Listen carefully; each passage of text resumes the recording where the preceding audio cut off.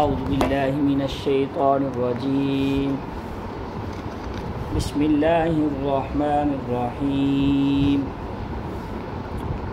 وقلنا یا آدم اسکن انت وزوجک الجنة وکلا منها رغدا حیث شئتما ولا تقربا هذه الشجرة فتكونا من الظالمين فأزلهما الشيطان عنها فأخرجهما مما كانا فيه وقلنا اهبطوا بعضكم لبعض عدو ولكم في الأرض مستقر ومتاع إلى حين فتلقى آدم من ربه كلمات فتاب عليه إنه هو التواب الرحيم قلنا اهبطوا منها جميعا فإما يأتينكم مني هدى فمن تبع هداي فلا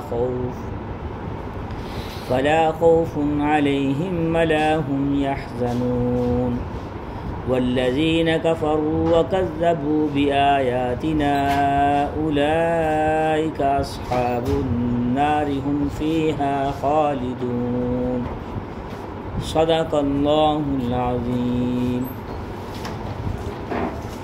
وقلنا یا آدم اسکن، اور ہم نے کہا اے آدم آپ رہیں، آپ اور آپ کی زوجہ بیوی جنت میں، وکلا منہا رغدا حیث شئتما، اور کھائیں اس میں سے جو دل کرے، جو چاہیں وہ اس میں سے کھائیں، ولا تقربا هذه الشجرہ، بس آپ نے اس درخت کے قریب نہیں جانا، فتکونا من الظالمین، بس ہوگے خسارہ پانے والوں میں سے، غلطی کرنے والوں میں سے۔ اس کا ظالمین ظلم کرنے والوں میں سے ہوگے، یہ ترجمہ ٹھیک نہیں ہے۔ فَأَزَلَّهُمَا الشَّيْطَانُ، بس پھسلا دیا ان کو شیطان نے، فَأَخْرَجَهُمَا، بس نکال دیا ان کو اس کیفیت سے جس میں وہ تھے، یا اس جگہ سے جس میں وہ تھے۔ وَقُلْنَا اهْبِطُوا بَعْضُكُمْ لِبَعْضٍ عَدُوٌّ، اور ہم نے کہا اتر جاؤ، تم میں سے بعض کے دشمن ہوں گے، اور تمہارے لیے زمین میں ایک خاص وقت تک وہاں ٹھہریں گے، نفع اٹھائیں گے ایک دوسرے سے ایک خاص وقت تک، مقررہ مدت تک۔ فَتَلَقَّى آدَمُ مِن رَبِّهِ كَلِمَاتٍ فَتَابَ عَلَيْهِ، بس سیکھ لیے آدم علیہ السلام نے اپنے رب کی طرف سے توبہ کے کلمات، فتاب علیہ، پر اس پہ توبہ کی۔ انہ هو التواب الرحیم، بے شک وہ اللہ بڑی توبہ قبول کرنے والا ہے۔ قلنا اهبطوا بعضکم لبعض، قلنا اهبطوا منها جميعا، ہم نے کہا اتر جاؤ تم سب کے سب اس میں۔ فإما يأتينكم مني هدى، بہرحال جو چیز لائے ہیں ہم آپ کے پاس ہدایت کی، رہنمائی کرنے کی، پر جس نے اتباع کی اس کی، فلا خوف علیہم ولا هم يحزنون، اس پہ پس نہ خوف ہوگا نہ کوئی غم ہوگا۔ والذین کفروا وکذبوا، وہ لوگ جنہوں نے کفر کیا اور جھٹلایا ہماری آیات کو، یہی وہ لوگ ہیں جو جہنم میں ہم فیہا خالدون، ہمیشہ اس میں۔ حضرت آدم علیہ السلام اور شیطان کا مکالمہ چل رہا ہے، یعنی ان کی بات کو اللہ پاک نے ارشاد فرمایا، پھر اس کا ذکر کیا، سب نے سجدہ کیا، ابلیس نے سجدہ نہیں کیا، نافرمانی کی، اس کا تفصیل سے اس کا رزلٹ کیا نکلا، نافرمانی جو ابلیس نے کی تھی اس کا نتیجہ کیا نکلا۔ ایک تو وہ دشمن بن گیا، اس نے اللہ سے مہلت لے لی، سورۃ طٰہٰ میں اس کی پوری تفصیل آئے گی آگے کہ کیسے آدم علیہ السلام کو نے دو درخت کے قریب گئے، اور کیسے قرآن پاک میں کئی جگہ پہ قصہ موجود ہے، جیسے حضرت موسیٰ علیہ السلام کا قصہ بھی کئی جگہ پہ بارہا اللہ تعالیٰ نے ارشاد فرمایا ہے۔ تو یہاں پہ حضرت آدم علیہ السلام کو اللہ تعالیٰ نے گھر دیا جنت کا۔ انسان کا اصلی گھر جنت ہی ہے، اصل میں ہم پیدا ہوئے، ہمارا اصلی گھر جنت ہی ہے، ہم نے وہیں جانا ہے انشاءاللہ۔ ایک ٹائم ہے درمیان میں، مختلف مراحل ہیں، مختلف ٹائم پیریڈ ہیں، مختلف اللہ تعالیٰ نے ایک خاص قسم کا ایک طور طریقہ رکھا، ایک امتحان کے لیے انسان کو بھیج دیا، پھر چلتے چلاتے قبر کا مرحلہ آئے گا، کئی جہانوں سے گزر کے پھر جائے گا۔ اس کو آپ ایسے سمجھ لیں سادے لفظوں میں کہ باپ کی پشت سے نکل کے ایک جہان، یہ باپ کی پشت ہے جہاں مادہ ہوتا ہے انسان کا، اس جگہ سے ماں کے رحم میں آتا ہے انسان، وہاں پہ ایک وقت ہوتا ہے 9 ماہ کا، وہاں گزارتا ہے کچھ زندگی، اس کے بعد اگلے جہان میں آتا ہے اس دنیا کے پیٹ میں۔ اب یہاں بھی ایک زندگی ہے انسان کی، کس کی کتنی زندگی ہے اللہ تعالیٰ جانتے ہیں، ایک وقت گزارے گا۔ اور یہ یقینی بات، پوری دنیا میں 43 مذہب ہیں، اور کسی بھی مذہب میں چاہے وہ کسی بھی خدا کو مانتا ہے، چاہے وہ کسی بھی رسول کو مانتا ہے، چاہے وہ نہیں مانتا، موت کا انکار کوئی نہیں کرتا، جتنا مرضی عقل مند ہے یا سمجھدار۔ تو اس جہان سے اگلے جہان میں ہم نے جانا ہے بھائی، قبر میں، وہ بھی ایک خاص ٹائم پیریڈ ہے۔ ان الابرار لفی نعیم و ان الفجار لفی سجین، نیکوکار تو نعمتوں میں چلے جائیں گے، ان کی روحیں، اور جو بدکار ہوں گے، گناہ گار ہوں گے، اللہ تعالیٰ ہم سب کی حفاظت فرمائے، وہ مختلف باڑے ہوں گے، جیسے مختلف جگہ ہوں گی، ان کی روحیں وہاں چلی جائیں گی، جزا اور سزا کا سلسلہ شروع ہوگا۔ اس سے نکلیں گے، پھر آگے میدان حشر قائم ہوگا، اس کے بعد نکلیں گے، جنت ہوگی، جہنم ہوگی۔ یہ ایک اللہ تعالیٰ نے خاص اصل جگہ انسان کی جنت ہی ہے۔ مسلمان ہے، دل میں شرک نہیں ہے ایک ذرہ برابر بھی، ایک دن جنت میں چلا جائے گا، اپنے اصل مقام پہ پہنچ جائے گا جیسے بھی جائے۔ اللہ تعالیٰ ہمیں بغیر آزمائش کے، بغیر امتحان کے اپنے اصلی گھر میں پہنچنے کی توفیق عطا فرمائے، عافیت کے ساتھ، اپنی رحمت کے ساتھ۔ تو یہاں پہ اللہ پاک فرما رہے ہیں کہ ہم نے آدم علیہ السلام کو اور ان کی زوجہ محترمہ کو ارشاد فرمایا اللہ پاک نے کہ یہاں رہو، جو مرضی کھاؤ، جنت میں تو جو مرضی ہوگا، جو چاہیں گے مل جائے گا، ولا تقربا هذه الشجرہ، اس درخت کے قریب نہیں جانا۔ یہ درخت کون سا تھا؟ مفسرین نے اس کی تفصیل نہ قرآن میں بیان ہوئی ہے، نہ احادیث میں واضح الفاظ میں بیان نہیں۔ بہت سے لوگ کہتے ہیں کہ گندم کا درخت تھا، بہت کہتے ہیں انگور کا تھا، بہت کچھ کہتے ہیں، کوئی کچھ کہتے ہیں۔ اس کے بارے میں سکوت اختیار کرنا چاہیے، راجح قول یہی ہے، خاموشی اختیار کرنی چاہیے، بس قریب چلے گئے، وہ بھی اللہ کی محبت میں ہی گئے ہیں۔ یہ جیسے آگے آ رہا ہے نا، وہ ادھر بھی آئے گا سورۃ طٰہٰ میں، کیسے کہ اس نے لالچ دی تم یہاں ہمیشہ رہو گے، تم سے یہ لباس نہیں، یہ نعمتیں نہیں چھینی جائیں گی، تو یہ ساری چیزیں ملیں گی۔ تو وہ اصل میں اس لالچ میں آگے چلو یار، ہم اللہ تعالیٰ کے اس گھر میں، اللہ تعالیٰ کی محبت میں، اللہ تعالیٰ کے قریب ہمیشہ رہیں گے۔ تو شیطان نے وسوسے ڈال دیے سارے، فوسوس لہم الشیطان۔ تو اس کے بعد جو ہے وہ فتکون من الظالمین، بس وہ غلطی کر لی تو خسارے والے ہو گئے، خسارے میں آ گئے، نقصان، اس سے مطلب نقصان اٹھا لیا۔ شیطان نے پھسلا دیا اور نکلوا دیا ان کو، اس سے خود تو نکل گیا تھا۔ اب شیطان اس کا انسان کا بھی دشمن ہے۔ انسان کے سب سے بڑے دشمن 2 ہیں، نفس اور شیطان۔ ان سے مقابلہ ہے موت تک، موت کے بعد تو اگلا سلسلہ شروع ہو جاتا ہے۔ قُلْنَا اهْبِطُوا بَعْضُكُمْ لِبَعْضٍ عَدُوٌّ، جب دنیا میں آگے دیکھیں ایک غلطی کی انسان نے، کہاں سے کہاں تک آ گیا۔ تو آپ دیکھ لیں ہم کتنی غلطیاں کرتے ہیں بھائی، کبھی سوچا ہم نے؟ صبح سے شام تک، شام سے صبح تک اپنی مرضی کی زندگی گزار رہے ہیں، کتنی غلطیاں کرتا ہے اب انسان۔ تو ایک غلطی کی کہاں سے کہاں پہنچ گیا انسان، تو جو سارا دن ہی غلطیاں کرتا رہے تو کتنا دور ہو جائے گا اللہ تعالیٰ سے۔ انسان جتنا گناہ کرتا جائے گا اتنا اللہ سے دور ہوتا جائے گا، اور جتنی فرما برداری اور اطاعت کرتا جائے گا اتنا اللہ کے قریب آتا جائے گا۔ اچھا، اللہ تعالیٰ کے قریب اعمال سے بھی زیادہ انسان کس چیز سے آتا ہے؟ وہ بھائی صحیح نیت سے آتا ہے۔ اگر ایک بندے کے اعمال تھوڑے ہیں لیکن اس کا اخلاص ہے، ان اعمال میں وزن ہے، اس لیے کہتے ہیں قرآن میں اور حدیث میں آپ نے دیکھو، وہاں پہ کوانٹٹی نہیں چلے گی، کوالٹی چلے گی، مطلب کہ وہاں پہ گنتی نہیں ہوگی کتنے کام کیے ہیں، کتنی نمازیں پڑھی ہیں، کتنے صدقے دیے ہیں، کتنے لاکھ دیا، کتنے کروڑ دیا، کتنے ارب دیا، کتنی زندگی دی نہیں۔ وہاں ترازو ہوگا، اخلاص چلے گا وہاں پہ۔ وہاں کیا چلے گا بھائی؟ اخلاص۔ وہاں اعمال تولے جائیں گے، گنے نہیں جائیں گے اعمال کہ بھئی تم نے کتنے اعمال کیے ہیں، کتنے اخلاص کے ساتھ کیے ہیں، کتنے دل کے ساتھ کیے ہیں۔ بہت سے لوگ ہزاروں اعمال کرتے ہیں، لاکھوں روپیہ خرچ کرتے ہیں، لیکن اب تو حرم میں بھی ایسے شروع ہو گیا بہت سا یہ ریاکاری کا سلسلہ تو بہت ہر جگہ ہی شروع ہو گیا۔ جب سے موبائل آئے نا، کوئی ریاکاری میں اضافہ ہو گیا، جہاں اس کے فائدے ہیں نقصان بھی بڑے ہو گئے۔ حرم میں بھی میں نے دیکھا ہے کہ وہ پانی کی ایک سادے پانی کی بوتل بھی کسی کو دیں گے نا، ساتھ تصویر بناتے ہیں کہ یہ ہم بوتلیں دے رہے ہیں۔ کس کو دکھانی ہے بھائی؟ اس کو تو تصویروں کی ضرورت ہی نہیں ہے۔ جس کے لیے کر رہے ہو وَنَحْنُ أَقْرَبُ إِلَيْهِ مِنْ حَبْلِ الْوَرِيدِ، وہ تو ہماری شارک سے بھی زیادہ قریب ہے، کس کو دکھاؤ گے؟ جب انسان اعمال کر کے اس کی یادگاریں رکھتا ہے لوگوں کو دکھانے کے لیے یا جتلانے کے لیے یا بتلانے کے لیے، تو وہ ضائع کرتا ہے اپنے عمل۔ کیسے پیسہ کماتا ہے؟ کتنی مشکل اور مشقت سے خرچ کرتے ہوئے اگر یہ آیا کہ دائیں ہاتھ سے خرچ کرو بائیں کو بھی پتہ نہ چلے۔ جس کو دکھا رہے ہو نا اس کو پتہ ہے، جس کے لیے کر رہے ہو اس کو پتہ ہے۔ تو اس لیے کوشش کرنی چاہیے۔ انسان کی ریاکاری پیسے میں نہیں ہے، عبادت میں بھی ریاکاری کر لی ہے اس نے۔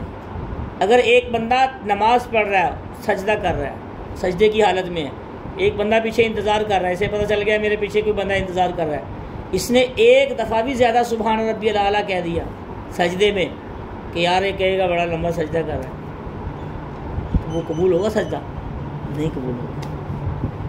ریاکاری آ گئی نا۔ رب کے اور بندے کے درمیان جو معاملہ تھا نا، اس میں جب ہم دوسرے بندے کو شامل کر لیں گے تو وہ ریاکاری آ جائے گی، اس کی جان ہی نکل جائے گی سارے کام کی۔ جب نیت خراب ہوگی نا سارے کام کی جان ہی نکل جائے گی۔ تو اعمال کرنے میں جہاں پہ انسان کو اعمال کی فکر کرنی چاہیے، وہاں پہ انسان کو اپنی نیت کو بھی ٹٹولنا چاہیے کہ میری نیت بھی اس میں ٹھیک تھی کہ نہیں۔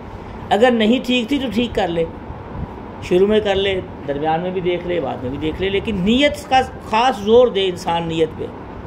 تو دشمن ہیں بعض کے، تو دیکھ لیں دشمنیاں کتنی چل رہی ہیں انسانوں کی۔ بھائی کا دشمن بنا ہوا ہے، باپ بیٹے کا، بیٹا باپ کا۔ آپ جا کے اس کی مثال دیکھنی ہو آپ نے تو آپ کو زیادہ اچھی طرح مثال یہ نظر آ جائے گی۔ اللہ اکبر، بعضکم لبعض عدو، تم میں سے بعض کے دشمن ہوں گے۔ اس کی مثال دیکھنی ہو تو بھائی کچہریوں میں جا کے دیکھ لو۔ بیٹے نے باپ کے خلاف مقدمے کیے ہوئے ہیں، باپ نے بیٹے کے، ماں نے بیٹی کے، بیٹی نے ماں کے، اور نظام دھرم بھرم ہوا ہوا ہے۔ بھائی نے بھائی کا مقدمہ کیا ہوا ہے، تو دشمن بنے ہوئے ہیں سارے ایک دوسرے کے۔ کوئی دنیا کے لیے بنا ہوا ہے، کوئی عہدے کے لیے، کوئی مال کے لیے، کوئی جان کے لیے۔ ذاتیات کو سامنے رکھ کے جب انسان کے سامنے رب کی ذات نہ ہو تو پھر انسان کے سامنے یہ مادی چیزیں آ جاتی ہیں۔ جس کے سامنے اللہ ہوتا ہے نا، وہ مادی چیزوں کی طرف توجہ کم دیتا ہے۔ اس کو پتہ ہوتا ہے نہیں میرا اللہ ہے، جتنی دیر وقت ہے میرے پاس میں اتنا کام کر کے اپنی دنیا سے رخصت ہو جاؤں گا ہمیشہ کے لیے۔ تو ایک قبرستان بھرے پڑے ہیں ہمارے، اس لیے کہتے ہیں قبرستانوں کا چکر لگانا چاہیے۔ کبھی کبھی انسان کو عقل ٹکانے آ جاتی ہے انسان کی، تو انسان قبرستانوں کا چکر لگا کے ہفتے میں ایک دفعہ تو کم از کم لگانا چاہیے انسان کو، ہمیشہ کے لیے وہ جگہ ہماری۔ کب وقت آ جائے کسی کو پتہ نہیں۔ تو اس لیے بھائی کوشش کرنی چاہیے، دشمنیوں میں نہیں پڑنا چاہیے، درگزر کا معاملہ کرنا چاہیے۔ ان اللہ یأمر بالعدل والاحسان، اللہ حکم دیتا ہے عدل کا، لیکن احسان کا بھی زیادہ حکم دیتا ہے۔ چلو درگزر کر دو۔ اگر آپ بندوں کو درگزر کرتا ہے، اللہ تعالیٰ ہمیں درگزر نہیں کرتے؟ کتنی غلطیاں درگزر کرتے ہیں۔ ایک بندہ ایک پوائنٹ صرف ذہن میں رکھ لے کہ یار ہمیں اللہ کتنی غلطیاں چھوڑتا ہے۔ اگر ہم اپنے بہن بھائی کو، ماں باپ کو، نوکر کو، لوگوں کو غلطیاں چھوڑ دیں گے تو کیا ہوگا؟ اللہ ہمیں کتنا چھوڑتا ہے، معاملہ ہی حل ہو جائے گا۔ جب بندوں کی پکڑ شروع کریں گے تو پھر رب کی جو پکڑ آتی ہے نا، پھر بڑی سخت ہوتی ہے۔ ان بطش ربک لشدید، بڑی سخت پکڑ ہوتی ہے۔ اور رب، یاد رکھنا میری ایک بات، اللہ تعالیٰ کی ذات میرے دوستو، عبادات میں کمی کی وجہ سے پکڑ کم آتی ہے، معاملات کی خرابی کی وجہ سے پکڑ زیادہ آتی ہے۔ یہ بڑے پوائنٹ کی بات ہے۔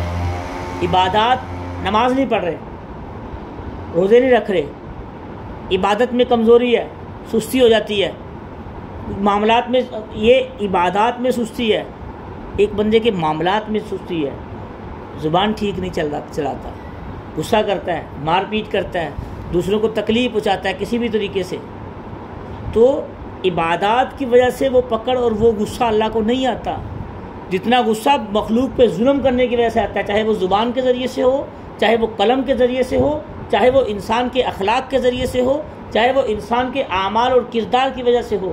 اگر ہماری وجہ سے کسی کو تکلیف ہے، کسی کے آنسو بہہ رہے ہیں، تو یاد رکھیں یہ معاملہ بڑی دور تک جا رہا ہے۔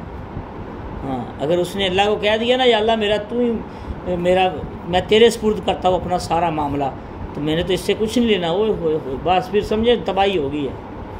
پھر اس کے لیے کسی تباہی کی، کسی ایٹم بم کی ضرورت نہیں ہے، گولی کی ضرورت نہیں ہے. پھر اس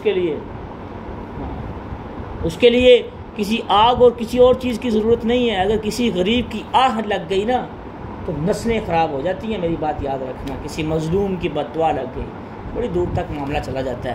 اگر اللہ کی عدالت میں چلا جائے، اس لیے معاملے یہیں ختم کر لیا کرو. بعضکم لبعض عدو، یہ دشمنیاں دنیا میں ہی ختم کر لیا کرو، اللہ تک نہ جانے دیا کرو معاملات. ہاں، اگر اللہ پاک تک جانے لگ گئے تو معاملہ خراب ہو جائے گا. معاملہ کیا ہو جائے گا بھائی؟ تو دور تک نکل جائے گا، خراب ہو جائے گا، اللہ تعالیٰ ناراض ہو جائیں گے. اللہ اکبر. وَلَكُمْ فِي الْأَرْضِ مُسْتَقَرٌّ وَمَتَاعٌ إِلَىٰ حِينٍ. زمین میں تھوڑی دیر کے لیے ہیں، بس وقت پورا کر کے واپسی ہے ہماری، مسافر ہیں ہم تو. وَتَلَقَّىٰ آدَمُ مِن رَبِّهِ. دیکھیں غلطی ہو گئی تو غلطی کے بعد اکڑے نہیں، غلطی کے بعد تعویلیں نہیں نکالی. بھئی یہ سارے ہی کرتے ہیں غلطی، کیا ہو گیا غلطی ہو گئی. جیسے آج کل لوگ ہر گلی محلے میں سنتے ہیں، گناہ کر لیا سارے ہی کرتے ہیں. بھئی اگر ہم نے کر لیا تو کیا ہوا، سارے جہنم میں جائیں گے. پھر یہ کہہ دینا ہم بھی جہنم میں چلے جائیں، کیا ہو جائے گا؟ غلط راستہ ہے نا. فوری توبہ کی. مومن کون سا ہے؟ مومن وہ ہے جو غلطی ہو جائے اس کا دل شرمندہ ہو جائے، ندامت سے بھر جائے، اللہ کی طرف رجوع کرنے والا بن جائے. ہاں، غلطی دو طرح کی ہوتی ہے. ایک غلطی ہوتی ہے نیک کام کر کے، اچھے کام کر کے اس پہ اترانا، یہ بھی غلطی ہے، خطرناک غلطی ہے، اس پہ توبہ ہی نہیں کرتا انسان، اس کی طرف توجہ نہیں جاتی انسان کی. ایک ہے کہ برا کام کر کے، غلطی کر کے اس غلطی کو غلطی سمجھتا ہے. فرق سمجھ آیا بھائی دو غلطیوں کا؟ یہ غلطیاں دو. اچھا کام بہت دیر سے کر رہا ہے، زندگی گزار دی حج کرتے ہوئے، نمازیں پڑھتے ہوئے، دو لفظوں میں سارا کچھ ختم کر کے بیٹھ گیا تکبر کر کے، میں تو بڑا نمازی ہوں، میں تو بڑا حاجی ہوں، میں تو بڑا نیک ہوں، میں تو یہ غلطی ہے. اس کی طرف توبہ بھی توفیق بھی نہیں ملتی جلدی، کیونکہ دھیان نہیں جاتا نا انسان کا. تو غلطی یہ والی نہیں کرنی، نہ دوسری کرنی نہ یہ کرنی.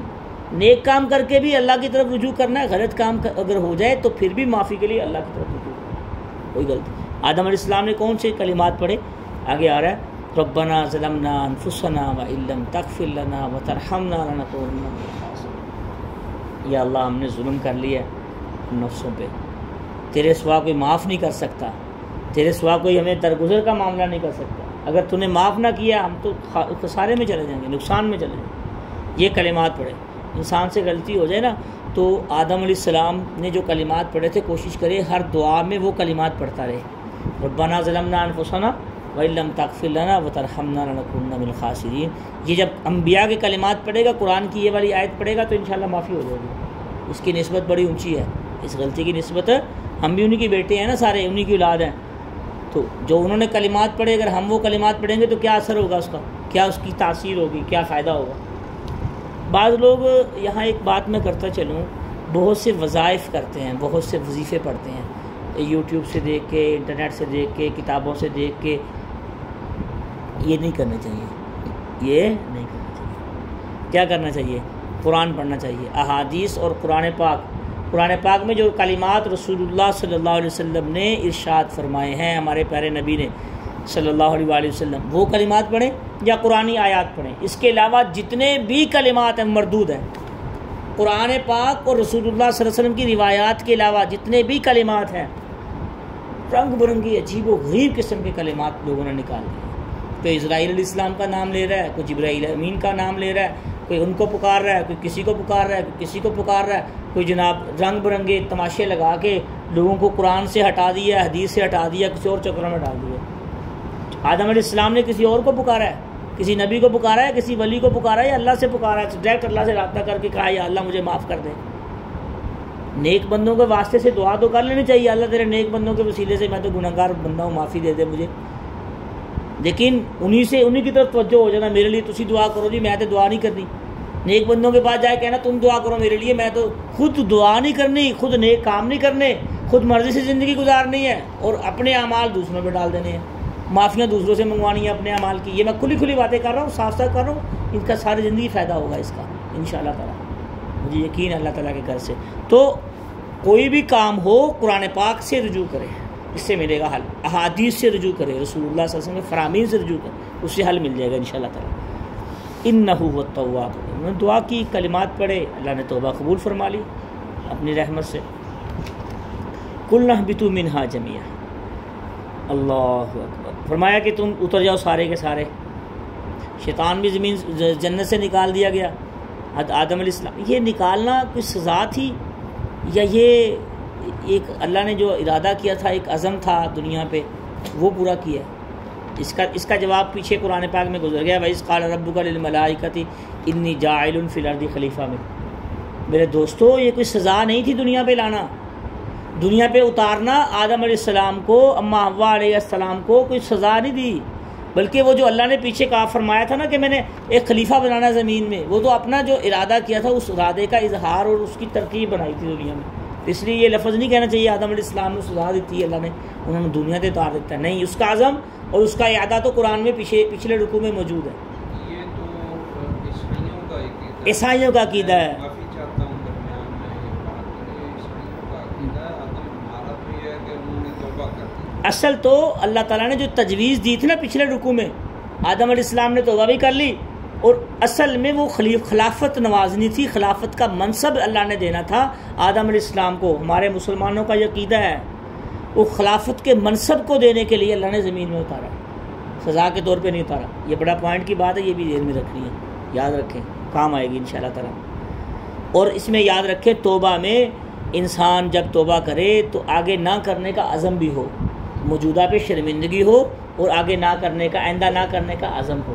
اگر کبھی پھر ہو جائے تو معافی مانگ لیں پھر اللہ تعالیٰ سے، وہ تو اس کے گھر سے قل یا عبادی الذین اسرفوا علی انفسہم، جس نے حد سے تجاوز کر لی ہے، گناہ کر کے معافیاں مانگ کے، گناہ کر کے معافی مانگ رہا ہے، گناہ کر رہا ہے، وہ بھی لا تقنطوا من رحمت اللہ، میری رحمت سے وہ بھی نا امید نہ ہو۔ تو بھائیو، اگر کبھی گناہ ہو جائے، آئندہ نہ کرنے کا عزم ہو، موجودہ پہ شرمندگی ہو، معافی مانگ لے، پھر کبھی ہو جائے زندگی میں نہ کرنے کا عزم ہو، غلطی پھر ہوگی کبھی، معافی مانگ لے پھر، لیکن یہ نہیں اللہ سے رجوع اور رخ نہ موڑے، اللہ سے رخ نہ موڑے، مانگتا رہے اللہ تعالیٰ سے، اور اللہ تعالیٰ سے لو لگائے رکھے۔ کہ ان اللہ یحب التوابین و یحب المطہرین، قرآن میں نہیں آتا سورۃ بقرہ میں؟ اللہ پاک فرما رہے ہیں میں تو توبہ کرنے والوں کو پسند کرتا ہوں، میں تو توبہ کرنے والوں سے محبت کرتا ہوں، تو اس لیے انسان کو توبہ کرتے رہنا چاہیے۔ سے بعض لوگ جو گناہ نہیں کرتے، اللہ تعالیٰ نے جن کو گناہ سے بچایا ہوا ہے، ان کو بھی توبہ کرنی چاہیے کہ نہیں کرنی چاہیے؟ ایک بڑے اہم بات میں اس کی حدیث سناتا ہوں آپ کو۔ رسول اللہ صلی اللہ علیہ وسلم باوجود امام الانبیاء ہونے کے 70 دفعہ اور 100 دفعہ کے بھی ذکر آئے، استغفر اللہ پڑھا کرتے تھے۔ امام الانبیاء ہے، معصوم ہے، غلطی سے دور، غلطی ان سے دور، پاکیزہ، اس کے باوجود استغفار۔ جو لوگ غلطی نہیں بھی جن سے ہوتی وہ بھی استغفار کریں۔ استغفار کے فائدے کتنے ہیں، قرآن میں اس کا ذکر ہے، فَقُلْتُ اسْتَغْفِرُوا رَبَّكُمْ إِنَّهُ كَانَ غَفَّارًا يُرْسِلِ السَّمَاءَ عَلَيْكُمْ مِدْرَارًا وَيُمْدِدْكُمْ بِأَمْوَالٍ وَبَنِينَ وَيَجْعَلْ لَكُمْ جَنَّاتٍ وَيَجْعَلْ لَكُمْ أَنْهَارًا۔ کتنے انعامات ہیں۔ جو بے اولاد ہے وہ استغفار کرنا شروع کر دے، قرآن کہہ رہا ہے، قرآن وظیفہ دے رہا ہے۔ پیروں کے دیے ہوئے، نیک لوگوں کے دیے ہوئے، اللہ والوں کے دیے ہوئے، یا عام لوگوں کے دیے ہوئے، یا باہر سے کہیں سے مل جائے، وہ وظیفے ہزاروں سال کر دیں گے۔ جو قرآن وظیفہ دے رہا ہے، استغفار کریں، اولاد نہیں ہے، رکاوٹیں ختم کر دوں گا، بندشیں ختم کر دوں گا، ساری اولاد دے دوں گا، اس کی طرف نہیں آتے ہم۔ بھائیو، مال کی کمی ہے یا اولاد کی کمی ہے یا نعمتوں کی کمی ہے، استغفار شروع کر دیں قرآن کی آیات میں۔ اللہ وافر مقدار میں مال بھی دے دے گا، اللہ پاک خود فرما رہے ہیں فَقُلْتُ اسْتَغْفِرُوا رَبَّكُمْ إِنَّهُ كَانَ غَفَّارًا يُرْسِلِ السَّمَاءَ عَلَيْكُمْ مِدْرَارًا وَيُمْدِدْكُمْ بِأَمْوَالٍ، بڑھا دوں گا میں تمہارا مال بھی، وَيَجْعَلْ لَكُمْ جَنَّاتٍ وَيَجْعَلْ لَكُمْ، اولاد بھی دے دوں گا، مال بھی دے دوں گا، آخرت بھی بن جائے گی، دنیا بھی بن جائے گی، جو بندہ استغفار کرتا ہے کثرت سے۔ اس لیے اپنے اعمال میں، اپنے روزمرہ کی زندگی میں استغفار کو شامل کریں، آج سے ہم ارادہ کر لیں انشاءاللہ تعالی۔ قرآن میں آتا ہے ان الشیطان لکم عدو فاتخذوہ عدوا، سورۃ فاطر آیت نمبر 6 میں دیکھیں، تو یہ شیطان تو ہمارا دشمن ہے۔ بعض لوگ شیطان کو گالیاں دینی شروع کر دیتے ہیں، کام خود کیا غلط، گالیاں شیطان کو، ایسے نہیں کرنا چاہیے۔ شیطان کو گالیاں اپنے آپ کو جھنجھوڑنا چاہیے، ہاں گالی کسی کے بت کو بھی نہیں دینی چاہیے. ولا تسبوا الذین یدعون من دون اللہ فیسبوا اللہ عدوا بغیر علم. اگر تم کسی کے خدا کو معبود کو برا بھلا کہو گے نا وہ تمہارے خدا کو برا بھلا. قرآن میں آتا ہے یہ بھی. وہ آج کل چھوٹی چھوٹی بات ہوتی ہے انسان زبان گندی کر لیتا ہے, ناپاک کر لیتا ہے زبان. ایسے کام نہیں کرنے چاہیے انسان. شیطان دشمن ہے, اس کو پہچانے. ان الشیطان یجری من الانسان کمجری الدم, کہ انسان شیطان کی رگوں میں ایسے دوڑتا ہے جیسے انسان کی رگوں میں خون دوڑتا ہے. ہر وقت وسوسے ڈالتے رہنا, ہر وقت برے خیالات ڈالتے رہنا. بعض لوگ وساوس کا شکار ہو جاتے ہیں. بھائیو ایک یہ سمجھ لیں, اگر دل میں کوئی وسوسہ آئے اس کو زبان پہ نہ لے کے آئیں, کوئی پکڑ نہیں ہوگی اس پہ. جیسا مرضی وسوسہ ہے, وسوسہ تو خیال ایک دھواں نہیں جیسے ہوتا اس کی حد تک ہوتا ہے. اگر دل میں کوئی خیال آ گیا, کوئی وسوسہ آ گیا دل میں, تو اس کی اس وقت تک پکڑ دکڑ نہیں ہوگی. شریعت کا حکم اس وقت تک عامل نافذ نہیں ہوگا. اللہ کا حکم اس وقت تک زبان سے اس کو نکالے گا نہیں, یا کوئی عمل نہیں کرے گا. تو اگر دل میں خیال آتے ہیں نا برے برے, تو اس کا حل بھی قرآن میں ہی موجود ہے. رب سورۃ مومنون آیت نمبر 98 پڑھ لیں. ربی اعوذ بک من ہمزات الشیاطین واعوذ بک ربی ان یحضرون. اللہ کیسی زبردست یہ دعا ہے. ایک صاحب میرے پاس آئے, مجھے ملے, کافی 2014 کی بات ہے. کمپیوٹر کی دکان تھی ان کی. مجھے کہتے ہیں جی میرا دل کرتا ہے میں اس کو آگ لگا دوں. ہر وقت میرے دل میں آگ جلی رہتی ہے, برے برے وسوسے آتے ہیں اللہ کے بارے میں, رسول اللہ صلی اللہ علیہ وسلم کے بارے میں, قرآن کے بارے میں, احادیث کے بارے میں, مسلمانوں کے بارے میں. جب ان کے میں کام دیکھتا ہوں عجیب و غریب اس نے منطق بیان کی. میں نے کہا بھائی آپ ایک کام کر لو, ایک تو پاک صاف رہنا شروع کر دو. بہت سے لوگ پیشاب کرتے ہیں, روڈوں پہ بیٹھ جاتے ہیں, آگے پیچھے پاکی کا خیال ہی نہیں رکھتے. اس کا بہت نقصان ہے. بخاری شریف کی روایت نہیں پڑھی آپ نے یا سنی نہیں ہے کہ 2 بندوں کو عذاب قبر ہو رہا تھا. رسول اللہ صلی اللہ علیہ وسلم جب قبرستان سے گزرے تو چھڑی, اللہ کے نبی نے فرمایا کہ ایک چغلی اور غیبت کی وجہ سے ہو رہا ہے, اور ایک بندے کو نمیمہ کہتے ہیں اس کو, اور دوسرے بندے کو پیشاب کے چھینٹوں سے بچتا نہیں تھا وہ, اس وجہ سے ہو. آج دیکھا ہوگا آپ نے کوئی بہت سے لوگ روڈوں میں بیٹھے ہوتے ہیں یا جہاں جگہ ملی. تو میں نے کہا بھائی ایک تو پاک صاف رہنا شروع کر دو, دوسرا اپنے دل اور دماغ کو پاک کرنے کے لیے یہ 2 آیات پڑھ لو. ساری زندگی کے لیے تمہیں کوئی دل میں اسی وقت آپ کا دل کے سکون آ جائے گا. یہ جیسے مثال دے رہا ہوں سمجھانے کے لیے. ایک چھوٹا بچہ ہو, اگر اس کو کوئی مارے, وہ شکایت کرتا ہے کہ نہیں کرتا اپنے ابا کو جا کے کہ مجھے وہ مار رہا ہے؟ کرتا ہے نا چھوٹا بچہ شکایت. یہ مسلمان مومن اللہ کو شکایت لگا رہا ہے, یا اللہ میرے دل میں شیطان وسوسے ڈال رہا ہے, اس کو ختم کیجیے. ربی اعوذ بک من ہمزات الشیاطین, یا اللہ میں پناہ مانگتا ہوں, میں آپ کی حفاظت میں آتا ہوں ان شیطان کے وسوسوں سے. واعوذ بک ربی یحضرون, بار بار میرے دل میں یا اللہ یہ وسوسے ڈال رہا ہے, مجھے تنگ کر رہا ہے شیطان. تو دوستو جو بندہ یہ 2 آیات پڑھ لیتا ہے, اس کے دل میں جتنا مرضی بے چین ہو, اس کے دل میں وسوسے نہیں آئیں گے, خیالات نہیں آئیں گے, برا ذہن اس کا نہیں بنے گا. ذہن صاف ہو جائے, دل بھی صاف ہو جائے گا, دماغ بھی صاف ہو جائے گا, ہر چیز کے اس کی ذہنیت اور اس کی زندگی پاک صاف ہو جائے گی. تو یہ 2 آیات پڑھ لی. میں نے اسے 2 آیات بتلا دی اور یہ کہا پاک صاف رہا کرو. تقریباً 4-5 دن کے بعد آیا, مجھے کہتا ہے قاری صاحب میں نئی زندگی مل گئی. میں نے کہا کیا ہو گیا بھائی؟ کہتے ہیں جب سے میں نے پڑھتا ہوں, سارا دن پڑھتا ہوں, مجھے ہر چیز حقیقت کھل گئی ہے, اب پسند آ گئی ہے. مسلمان بھی اچھے لگنے شروع ہو گئے ہیں, اور قرآن بھی اچھا لگنا شروع ہو گیا ہے, سمجھ بھی آنی شروع ہو گئی ہے, حدیث بھی اچھی لگنی شروع ہو گئی ہے. تو شیطان حاضر ہو گیا تھا نا دماغ میں, دل میں ہر وقت وسوسے ڈال کے اس کو بڑا دور کر دیا اللہ سے. رسول اللہ صلی اللہ علیہ وسلم نے دور کر دیا تھا. قرآن سے دور ہو جاتا ہے انسان بعض اوقات ناپاک رہ کے. تو بھائیو ناپاکی کا خاص طور پہ خیال رکھنا چاہیے. یہ باتیں درمیان میں آ جاتی ہیں, شیطان کی وجہ سے یہ باتیں آ رہی ہیں کہ شیطان انسان کا دشمن ہے, یہ دشمنی سے کیسے وار کرتا ہے انسان کے اوپر, اور کن کن طریقوں سے انسان کو اللہ تعالیٰ سے دور کرتا ہے. اچھا, فَإِمَّا يَأْتِيَنَّكُم مِّنِّي هُدًى, یہ جو ہدایت آئی ہے اللہ تعالیٰ کی طرف سے, تو یہ جس نے تو قبول کر لیا اس کو, فَلَا خَوْفٌ عَلَيْهِمْ وَلَا هُمْ يَحْزَنُونَ, اس پہ خوف اور غم نہیں ہوگا. خوف اور غم میں کیا فرق ہے؟ ایک خوف ہوتا ہے, ایک غم ہوتا ہے. مفسرین نے اس کا فرق بھی لکھا ہے. تفسیر مظہری دیکھیں آپ, جلد نمبر 1 صفحہ 87 کے اوپر اس کی تفصیلات بھی لکھی. خوف کہتے ہیں آنے والے واقعہ پر خوف ہوتا ہے کہ کام ہو نہ جائے, ڈرتا ہے بندہ یار وہ کام نہ ہو جائے وہ. اور غم ہوتا ہے کوئی کام ہو جائے اس کے اوپر دل غمگین ہو جائے, کوئی کام ہو گیا اس کے اوپر دل غمگین ہے انسان کا, تو بندے کو غم لگ جاتا ہے, یار میرا بیٹا فوت ہوا یا مجھے کہیں پہ نقصان ہوا, تو وہ غم ہوتا ہے. خوف ہوتا ہے آنے والے وقت میں بندہ انسان. تو اللہ تعالیٰ نے دونوں چیزوں کو واضح بیان فرما دیا کہ نہ تمہارے اوپر خوف رہے گا, نہ تمہارے اندر غم رہے گا. کچھ بھی نہیں ہوگا، دونوں چیزوں سے نجات۔ آنے والا وقت میں بھی تمہیں پریشانی نہیں ہوگی، جو وقت گزر گیا اس میں بھی پریشانی نہیں ہوگی۔ اللہ کی طرف آ جاؤ، ہدایت کی طرف آ جاؤ، قرآن کی طرف آ جاؤ، رسول اللہ صلی اللہ علیہ وسلم کی طرف آ جائے تو دنیا کے معاملے بھی حل ہو جائیں گے، آخرت کے بھی، موجودہ بھی، جو گزر گئے ہیں وہ بھی، جو آنے والے ہیں وہ بھی، سارے مسئلے حل کر دوں گا اگر اللہ تعالیٰ کی طرف آ جاؤ گے۔ اللہ پاک ارشاد فرما رہے ہیں جس نے ہدایت لے لی، اتباع کی ہدایت کی، تو فلا خوف علیہم ولا هم يحزنون۔ آنے والا وقت جو ہے اس میں بھی پریشانیاں نہیں ہوں گی۔ آگے آنے والا وقت کتنا پڑا ہے، پتہ نہیں کتنے ہزاروں سال زندگی، اور پچھلے کے بھی اللہ تعالیٰ پاک صاف کر دے گا اگر اللہ تعالیٰ کی طرف آ جائے گی۔ والذین کفروا وکذبوا بآیاتنا، اللہ اکبر۔ اللہ پاک اتباع کرنے کے ساتھ کفار کا ذکر بھی کرتے ہیں، جنہوں نے کفر کیا اور ہماری آیات کو جھٹلا دیا، برا کیا انہوں نے، اولئک اصحاب النار، یہ لوگ جہنم میں جائیں گے، ان کے لیے میں نے ایندھن تیار کر رکھا ہے جہنم کا، ہم فیہا خالدون، ہمیشہ ہمیشہ اس کے اندر رہے۔